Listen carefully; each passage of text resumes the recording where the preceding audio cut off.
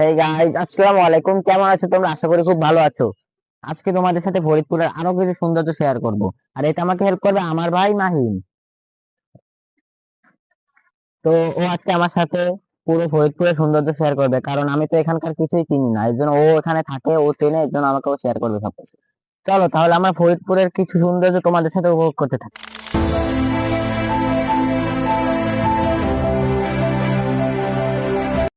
Guys, আমরা এখন যাচ্ছি আমার ভাইয়ের ছোটবেলার স্কুলে। চলো তাহলে আর ছোটবেলার স্কুলটা দেখে আসি। চলো যাওয়া যাক। এখানে যেতে গেছে অনেকক্ষণ সময় লাগে, তো চলো আমরা যাই।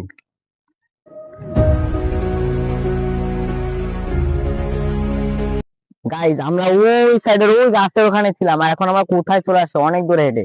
গাইজ, আমার চারো সাইডে দেখতে পাচ্ছ প্রচুর পরিমাণের গাছ। দেখো, চারো সাইডে শুধু গাছ আর গাছ, ছোট থেকে বড় শুরু করে বড় পর্যন্ত সব গাছ।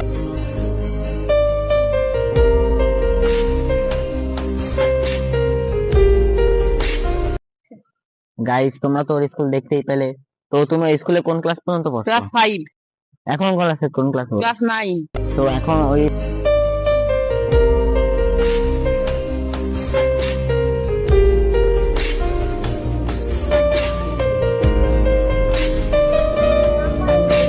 গাইজ, আমাদের এখন দুই সাইডে দুইটি ক্ষেত, এই পাশে একটি ক্ষেত আর হচ্ছে এই পাশে একটি ক্ষেত।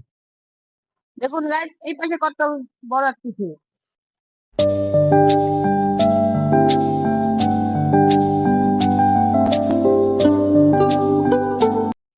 গাইস, আর এই পাশে একটি ক্ষেত, দেখো কত বড় একটি ক্ষেত, একদম পুরো এই পাশ থেকে ওই মাথা পর্যন্ত সব একদম দেখা যাচ্ছে।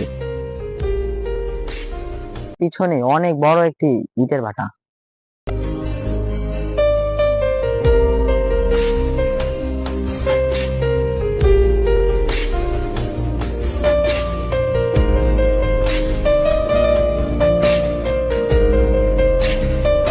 গাইস, দেখেন কত বড় ভাটা।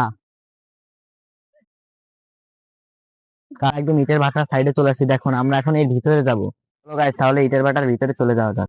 গাইস, আমরা এখন ভাটার ভিতরে ঢুকবো। গাইস, এই পাশ থেকেও বেরোনো যাবে, এই যে, কিন্তু আমরা এই সাইড যাবো না, আমরা ওই সাইড থেকে ঘুরে যাবো।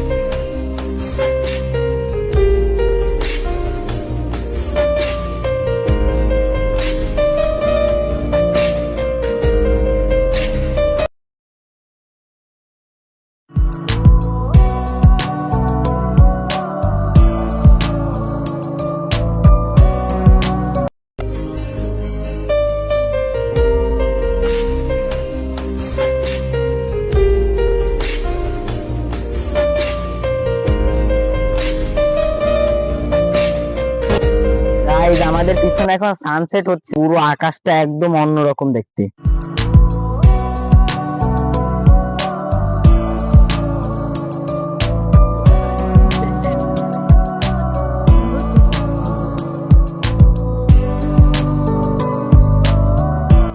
গাইস, আমরা আজকের ব্লগটা এখানেই শেষ করে দিব।